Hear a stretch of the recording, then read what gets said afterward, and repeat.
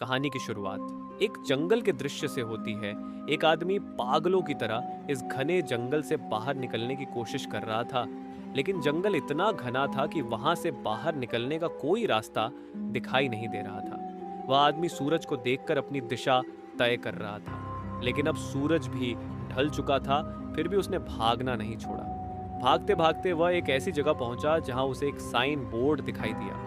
उस पर लिखा था पॉइंट ऑफ नो रिटर्न, यानी यहां से कोई वापस नहीं जा सकता। इस बोर्ड को देखकर उसके चेहरे पर चिंता साफ दिखाई दे रही थी। अंधेरा और गहरा हो गया और अचानक सारे पक्षी उड़कर वहां से चले गए। छिपने की कोई जगह नहीं थी। आदमी बहुत डरा हुआ था, इसलिए वह एक पेड़ पर चढ़ गया, लेकिन उसकी बदकिस्मती से वह ऊंचे पेड़ से नीचे गिर गया। इसके पहले कि वह बेहोश हो जाता, हम देखते हैं कि कोई उसे खींच रहा है, लेकिन उसे खींचने वाला कौन है ये नहीं दिखाया गया। हमें बस उस आदमी की दर्द भरी चीखें सुनाई देती हैं। फिर सीन कट होता है और हमें 6 दिन बाद शहर में मीना नाम की एक लड़की दिखाई जाती है। मीना का कोई दोस्त या परिवार नहीं था। सिर्फ एक बहन को छोड़कर इस समय जिस पेट स्टोर में वह काम कर रही थी, उसके बॉस ने उसे आदेश दिया कि वह एक तोते को चिड़ियाघर छोड़कर आए।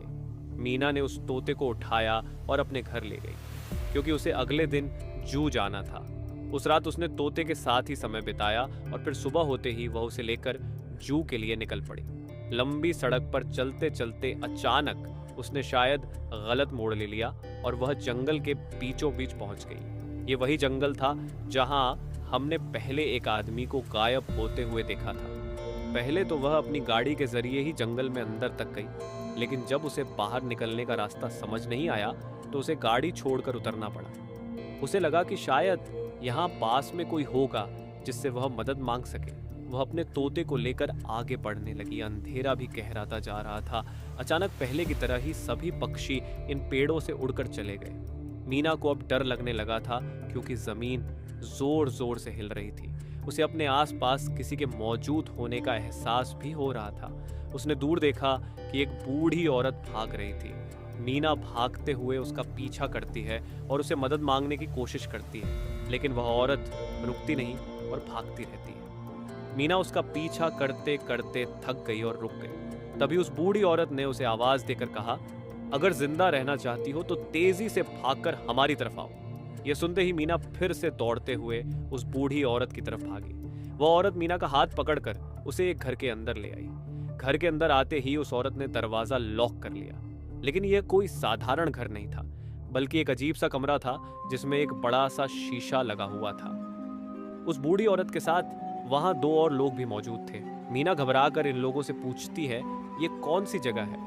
वे लोग कोई जवाब नहीं देते और मीना से कहते हैं कि वह शीशे के सामने खड़ी हो जाए, क्योंकि कोई उन्हें देखने आने वाला था। मीना ने पूछा, आखिर कौन देखने आ रहा है? तो वह बूढ़ी औरत, जिसका नाम मेडलाइन था, जवाब देती है, हमें वॉचर्स देखने आ रहे हैं। तभी वहां से अजीबोगरीब आवाजें आने लगती हैं। मेडलाइन ने बताया कि वॉचर्स तुम्हारे आने से खुश हैं। वे यहाँ तुम्हारे लिए तालियां बजा रहे हैं।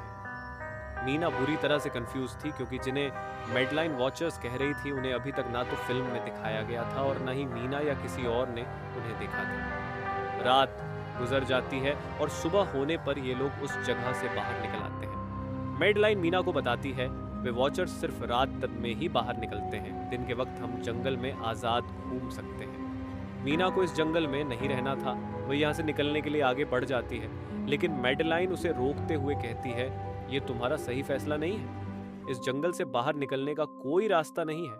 रात होने से पहले हमें इस घर में वापस आना पड़ता है। अगर तुम देर कर दोगी तो अपनी जान गंवा दोगी। मीना किसी की बात नहीं सुनती और अपने तोते को लेकर आगे बढ़ती रहती है। कुछ दूर चलने पर उसे भी वही साइन बोर्ड दिखाई देता है, जिस पर लिखा था पॉइंट ऑफ नो रिटर्न। इसे देखकर वह घबरा तो जाती है, लेकिन पहले लड़के की तरह ही वह सूरज की दिशा देखकर उसी दिशा में चलने लगती है। हालांकि वह जंगल से बाहर निकलने में कामयाब नहीं हो पाती। अचानक उसे जमीन के नीचे कुछ हलचल महसूस होती है। डर के मारे वह वापस उसी घर की तरफ भागती है। हार मान चुकी मीना को वहां मेडलाइन दिलासा देती है और कहती है, तुम अकेली नहीं हो जिसने यहाँ से निकलने की कोशिश की और असफल रही। हम भी तुम्हारी तरह हार कर यहीं रुके हैं। मेडलाइन आगे बताती है, इस जंगल से बाहर निकलने का कोई रास्ता नहीं है। ये जंगल आत्माओं को अपनी ओर खींचता है।